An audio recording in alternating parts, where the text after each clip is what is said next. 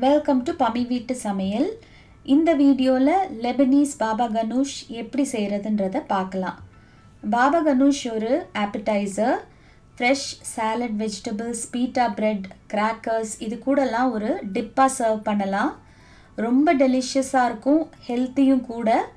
இதுக்கு தேவையான பொருட்கள் பார்த்துடலாம். பாபா கனூஷில் மெயின் இன்க்ரீடியண்ட் எக் பிளான்ட், அதாவது கத்திரிக்காய். அதுவும் இந்த மாதிரி பெரிய கத்திரிக்காய் தான் எடுக்கணும். கூட பூண்டு, லெமன் ஜூஸ், அப்புறம் டஹினி. டஹினின்றது என்னென்னா வெள்ளை எள்ளையும் கொஞ்சம் ஆலிவ் ஆயிலையும் சேர்த்து அரைச்ச பேஸ்ட். டஹினி எப்படி செய்கிறதுன்றதையும் இந்த வீடியோவில் காமிச்சிருக்கேன். இதை தவிர கார்னிஷ் பண்ணுறதுக்கு பார்ஸ்லே, ஆலிவ் ஆயில், கேயான் பெப்பர், சூமேக், கொஞ்சம் மாதுளம்பழம் இதெல்லாம் எடுத்திருக்கேன். முதல்ல டஹினி எப்படி செய்கிறதுன்றதை பார்க்கலாம். அரை கப் எள்ளை ட்ரை ரோஸ்ட் பண்ணிக்கணும். அதாவது ரொம்ப செவந்துடக்கூடாது, அதனால் மீடியம் லோ ஹீட்டில் கைவிடாமல் வறுக்கணும்.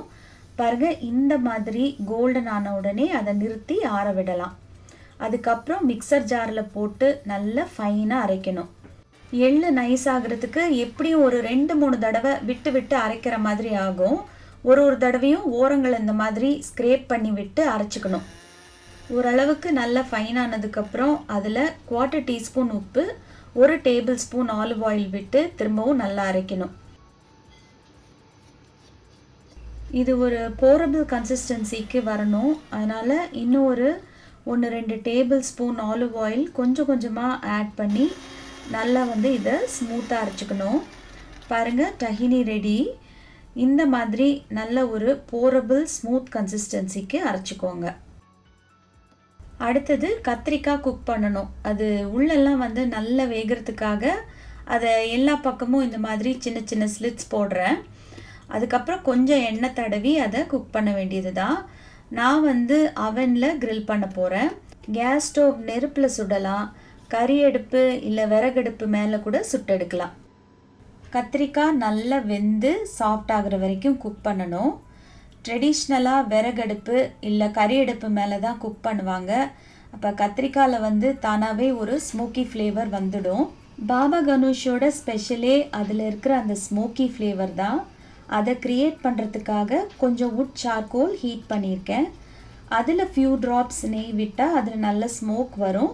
அதை வெளியில் போகாமல் ஒரு டைட் லிட் போட்டு மூடி ஒரு 15 to 20 minutes அப்படியே விட்டுடலாம். அந்த கத்திரிக்காயில் நல்ல ஸ்மோக்கி ஃப்ளேவர் வந்துடும். அடுத்தது தோல் இல்லாமல் கத்திரிக்காய் உள்ளே இருக்கிற சதையை மட்டும் ஸ்கூப் பண்ணி எடுத்துடலாம்.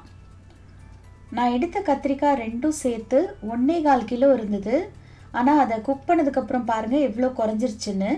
காரணம் என்னென்னா கத்திரிக்காயில் வாட்டர் கண்டென்ட் தான் கூடுதலாக இருக்குது. அதை குக் பண்ணும் போதே கொஞ்சம் போல் தண்ணி கசிஞ்சு வரும். அதையும் தவிர இதில் இன்னும் கூட நிறைய தண்ணி இருக்கும். அதனால் ஒரு வடிகட்டியில் போட்டு அதில் இருக்கிற தண்ணியை வடிய விடணும்.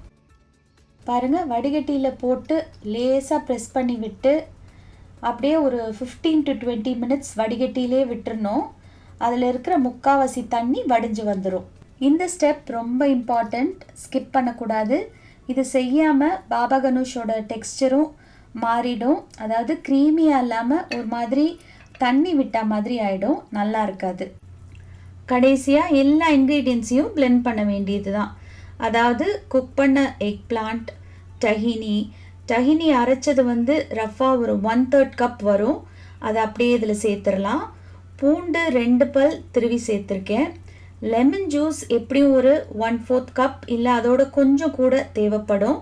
அப்புறம் பாபா கனூஷில் ஒரு ஸ்லைட் ஹிண்ட் ஆஃப் ஸ்பைஸ் இருந்தால் நல்லா இருக்குன்றதுக்காக நான் ஒரு 1/4 டீஸ்பூன் கேயான் பெப்பர் ஆட் பண்ணியிருக்கேன். இது ஆப்ஷனல் தான். அப்புறம் 1 டீஸ்பூன் சால்ட் ஆட் பண்ணி இதை பிளெண்ட் பண்ணிக்கலாம். இதை ரொம்ப ஸ்மூத்தாக பிளெண்ட் பண்ணக்கூடாது, ஜஸ்ட் பல்ஸ் பண்ணி அதை ஒரு மீடியம் கோர்ஸ் பேஸ்ட்டாக கிரைண்ட் பண்ணிக்கணும். பாருங்கள், பாபா கனூஷ் ரெடி. இதை ஒரு சர்விங் பவுலில் ட்ரான்ஸ்ஃபர் பண்ணி மேலே கொஞ்சம் ஆலிவ் ஆயிலும் ட்ரிசில் பண்ணிடலாம். நான் சூமேக் ஸ்ப்ரிங்கிள் பண்ணியிருக்கேன். அதுக்கப்புறம் soft parsley and pomegranate seeds மேலே கார்னிஷ் பண்ணியிருக்கேன். சூமேக்கும் pomegranate சீட்ஸும் ஆப்ஷனல் தான். புளிப்புக்காகவும் கலர்ஃபுல்லாக இருக்குன்றதுக்காகவும் அதை நான் யூஸ் பண்ணியிருக்கேன். அதே மாதிரி பார்ஸ்லே இல்லை அப்படின்னா சாப்ட் மின்ட் லீவ்ஸ் கூட கார்னிஷ் பண்ணலாம்.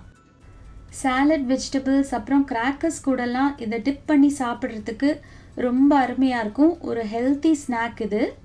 இதை நீங்களும் செஞ்சு பார்த்துட்டு உங்கள் கமெண்ட்ஸ் சொல்லுங்கள். தேங்க்யூ ஃபார் வாட்சிங்.